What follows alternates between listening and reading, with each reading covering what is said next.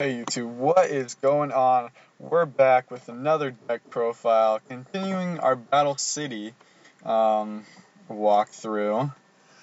We have Bakura now, and Bakura, I think, is one of the coolest characters. He has a cool little backstory, and then he ends up being one of the main villains. Spoiler alert, sorry for anyone out there. But you know what, I had to do it, so... Um, Anyway, his Battle City deck, actually more of a combination of some of his decks. He used most of these cards in Battle City, but there's a couple he did not use in Battle City that he used later, or before that I included, just because there's not enough cards in those, I guess, seasons of Yu-Gi-Oh! That he used that were actually made and that you can build a deck off of. So, without any further ado, let's dive right into this. We have one Earl of Demise, 2001 tribute monster, not bad, not bad. And then we have Headless Knight, which 1700 defense, 4-star, not bad, not bad. Could be used to kind of stall for a little bit. Same with this guy, Gross Ghost of Fled Dreams, 1800 defense, and that's why I run two of these guys. 8 defensive cards and decent attack. Can get over something if you're lucky. More normal monsters is the Portrait Secret, like same attack as Beaver Warrior, not great, but he used it. Earthbound Spirit, 2000 defense. I almost played 2 of this card, and I almost substituted in for Souls of the Forgotten, just because Souls of the Forgotten, 900, 2-star monster, not great, only for stalling. But you know, he used this card, and I try to keep it, what he used in there. But 2000 defense, still nothing to laugh at. And then you have his 2 boss monsters, Dark Necrofear and Dark Ruler. Both of these boss monsters are actually pretty easy to get out, like easier than expected. You can special summon this guy, so there's your special summon, then you can summon another monster. 2800 defense, that's crazy. The only thing that could really beat it in a character deck would be maybe like a random fusion or like Blue Eyes, which is a standard classic card. You guys know what's up with that, but must be special summoned by banishing 3 fiend type monsters from your graveyard, and he runs an insane amount of fiends, so that's pretty much his whole deck. So all these normal monsters right here, they're all fiends, so not that hard to get out. Dark Ruler, 2400 1-star. What else is there to say? That's 2450 even. My bad on that. Can get over stuff like Red Eyes for only 1 tribute, which is great. The only downside is it can't be special summoned from the graveyard, so once it's gone, it's kind of gone. Then you have Puppet Master. It's an interesting card. Pay 2,000 life points to select 2 fiend type monsters from your graveyard and special summon them. Most of the time used for maybe a tribute for Dark Ruler. In the anime, Bakura used it for the summoning of Winged Dragon of Ra when he faced Merrick. But there's only really one scenario that you could use this in, and that's to summon this guy out. Unless you want to do monsters, you can get Earl of Demise and Gross Ghost and stall out. But then you have Doom Caliber Knight, which is one of the best 4-star monsters of all time, I think. The only downside is it can't be special summon, which, whatever. 1900, 1800, great monster to open up with. What else is there to say? Good 4-star monsters. And then he has this little zombie thing going on here, Goblin Zombie, and then when this card is sent from the graveyard, or from the field to the graveyard, add 1 zombie type monster with 1200 or less defense from your deck to your hand. You can add another Goblin Zombie, or you can add this guy, Gurnia.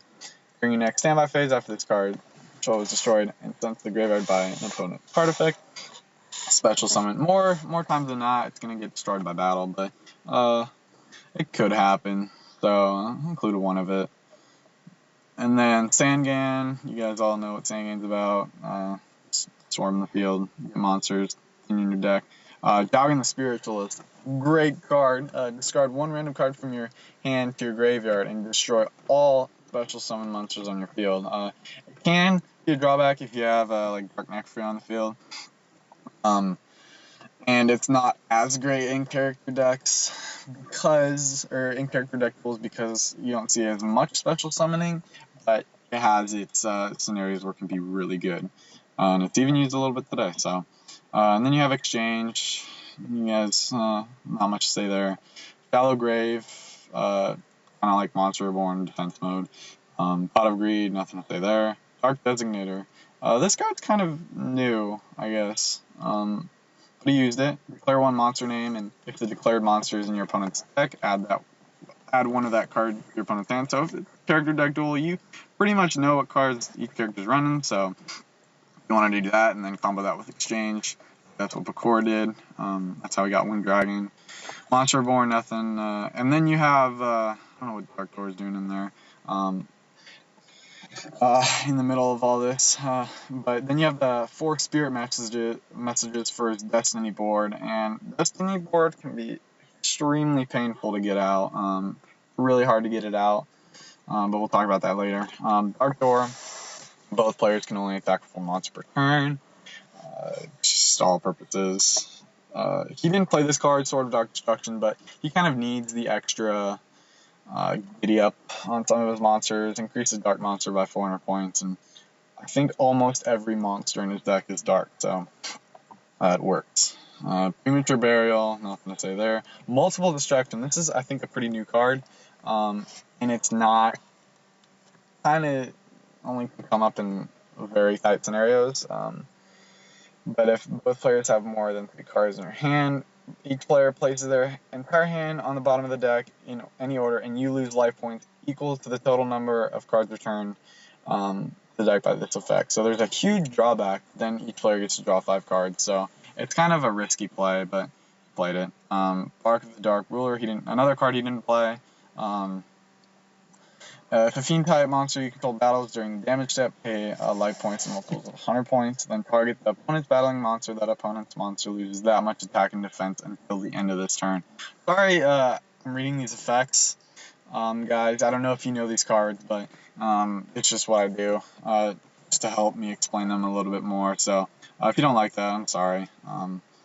Anyway, 2 Mirror Force. Like I said before, I play this in a lot of decks. It's extremely good card in character duels, so what else can you say?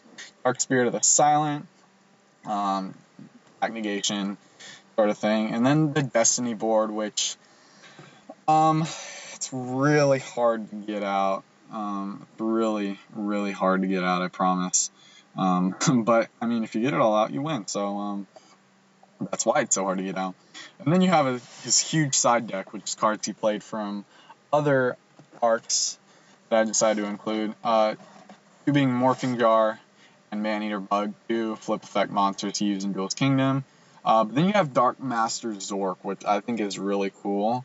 Not something you really expect from Bakura deck, because he didn't really play this card. He kind of controlled him in the last season, if you guys seen that. If you haven't, you'll know all about that if you see it.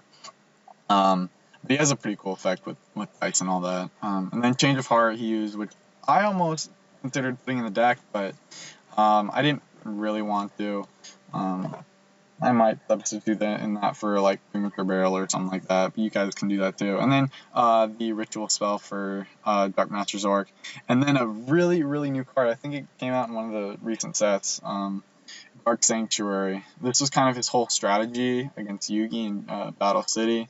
It's really long effect. It has stuff to do. It helps with Destiny board. So if you were to play this card in the deck, also play Destiny board in your deck as well. So and then all of the Earthbound.